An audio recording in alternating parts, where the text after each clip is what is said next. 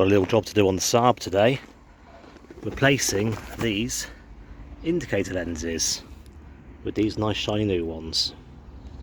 So this is my SAAB 93. It's a 1974 V4 model, so 1.5 litre V4. And yeah, this lens got driven into by somebody and broken off quite a while ago now. And yeah, I've really struggled to find some replacement lenses. There was nowhere I could find them in the UK, but yeah, I found these ones. They're from a company called Scandix in Germany.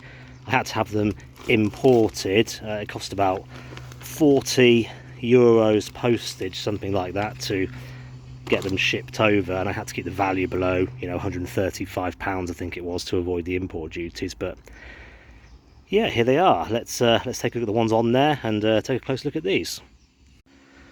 So if I look at this one just here, this is kind of the remaining one. And you can kind of see how damaged it's got over the years if I just hold the new one up. Yeah, that's going to make a really nice difference, I think. They've kind of, you know, faded in the sun and exposure. They've got cracks in, a bit of mould in there. So I think this is going to make a really nice improvement to the car, and it's a nice little job that I'm going to use to kind of get back into the swing of doing jobs on this car, of which there are lots outstanding. So these are aftermarket reproductions, see, made in Germany there. I think they basically take the mould from the ones from the car, but they seem pretty good quality. I mean, it's kind of in line with the era of the car, really. You know, this 1970s plastic. You know, the fit and finish of them is not up to the standards of a modern car. You can see there's kind of like defects in the ribbing on the bottom there. It's not perfectly even, if I can get it to focus. But yeah, I'm not sure how they're going to hold up in the UV, for example. I'm not planning on coating them in anything, but yeah, let's get them on the car. I might just see if I've got the XJS lenses around to compare. So as a point of comparison, this here is a rear light lens unit from a Jaguar XJS, a 1970s model. You can see it's got this black paint in the chrome bit there. And yeah, just looking at kind of the quality of the plastic lensing, it's very similar to this type. I think it's essentially of the era. You know, it wasn't really the best quality stuff back then. You know, the moulding wasn't particularly good, and the manufacturing processes weren't brilliant, but it kind of is what it is of the era, really. And this lens on the SAAB is of a similar style and manufacture to this, I think. So the defects I can see in here in the ribbing and kind of around the edges, I've seen before on the Jaguar XJS lights, but it's not a problem. It's what it is, really. You know, the only way you'd ever improve this is, say, for a company called Singer or similar to, you know, come along and remanufacture the whole car, like they do with the 911s. You know, they remake all the lights and things in the retro style, but they make them with modern manufacturing processes and kind of greatly improve it all. But that, of course, means very expensive cars. I think the Singers cost upwards of £500,000. So this is what we're working with. I'm going to take these over to the car and let's get them fitted. It's ultimately a very simple job to get these off. You've got one screw there and one screw there, just directly through the lens, and the whole thing just pops off.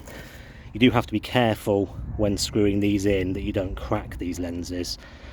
So you don't want to do them too tightly, and yeah, this rubber seal does still have a bit of pliability in it, but yeah, they don't seal very well from the factory, really. This design, it's not the best design, but again, it's of its time.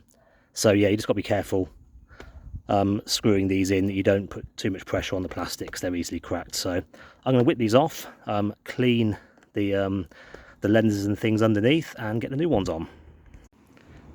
I've got one machine screw and one self tapper, which isn't really ideal, but yeah, old cars. So I'm just going to give this a bit of a clean in here. There's a little bit of oxidation, but it's nothing too bad. Maybe clean the bulbs up a bit, they're a bit dusty.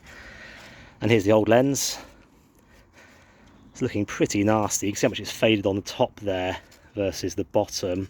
That's just sun damage. You know, it's effectively bleached the plastic, made it go clear. And I've got to move that reflector over. Yeah, they've held up quite well, I guess. I mean, what are they, 50 plus years old now, so I guess I can't complain. Well, I've given that a clean, cleaned up the sockets for the bulbs. They were a little bit corroded, so I'm just going to test those. You've got to be careful working on old stuff like this. It's all very sharp. Let's cut my finger on that bit, but just got to get this sealant out of the top there. I think someone stuck that in at some point over the years. This rubber is actually still quite soft, which is good. So let's get the new lens on. Yeah, unfortunately they do not fit as well as the originals. I don't know if it's going to come out, but there's like a wavy part in the just at the back there, around about here. See that lump on the very top edge there? So it doesn't quite align properly in here, but yeah, sometimes it's just the way with aftermarket parts, so it definitely doesn't fit as well as the original, but I'll see what I can do. And there we go, that's in. Yeah, it looks really nice actually. Nice little improvement to the car. There's not much I can do about that fitment at the top there, unfortunately, so when I finally get around to doing something more permanent with this car, I think I'm going to put some black sealant in there. We'll look to adjust this trim piece at the top, but yeah, for now that's really good. I'm just going to do the other side now. The attaching screw situation on this side is much worse. We've got a machine threaded one, a longer self tapper, and it looks like this is actually broken, and it's got like a steel insert there.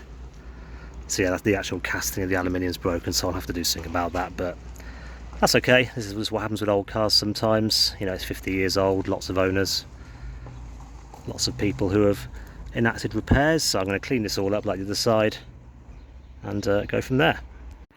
Right, I've cleaned it all up. I've got the separator lens piece when it's originally broken. Interestingly, I'm just test fitting this. This one fits much better than the other side. I think this is made slightly differently. You can see it's sort of like each lower and upper edge are more kind of curved outwards. Okay, so yeah, variation in the manufacture with these.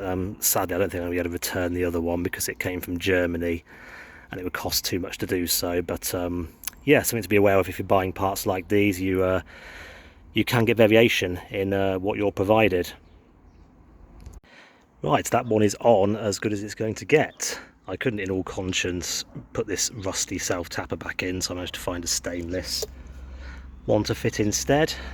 But yeah, that looks pretty good. Definitely a big improvement to the bulb hanging out. It's obviously not perfect. The alignment, I think there's been a bump on this wing at some point. You can see in there's kind of a bit of twisted metal, and the alignment of this light isn't quite right.